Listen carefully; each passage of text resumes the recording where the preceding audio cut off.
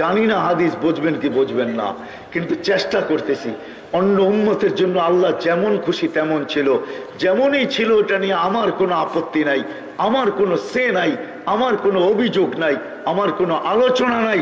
কিন্তু এই উম্মতের জন্য তো আল্লাহ এরকম হাদিসে কুদসির ভিতরে ফালাম্মা তায়াক্কানতা বিল বাওয়ার ওয়া যানানতা আন্নাকা মিন আহলিন নার ওয়া মানাহতা ইলাইকা রিদওয়ানি ওয়াল্লাইতু ইলাইকা গুফরানি ওয়া কুলতু লাকা লা তাহজান গফারতু লাকা যুনুবা ওয়াল আওসার ওয়া লিআজলিকা সাম্মাইতু নাফসি আল আসিসুল গফফার।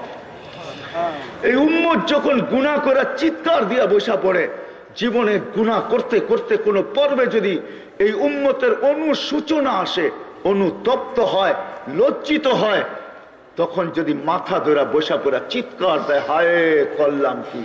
আল্লাহ বলে তোর এই হায় তোর মুখ পর্যন্ত সীমাবদ্ধ থাকে না, তোর পাশ পর্যন্ত না, এই হায় দ্রুত গতিতে ছুটতে থাকে আর আমার আরো সে যে ধাক্কা লাগাইতে থাকে।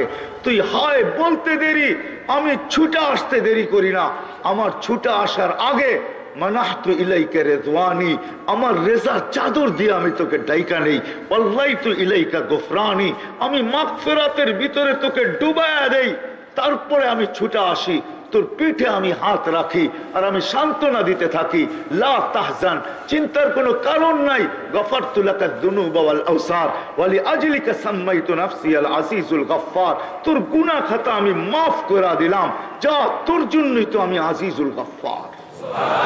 আর মাফ করবে না তো করবে না কেন?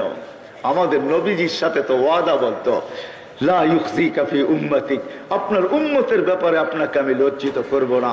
আর আমাদের নবীজি তো কোনো ক্ষেত্র ছাড়েন নাই, যেই ক্ষেত্রে আমাদেরকে আল্লাহর কাছে শো করেন নাই, আমাদের জন্য দোয়া করেন নাই, চোখের পানি ঝরান নাই।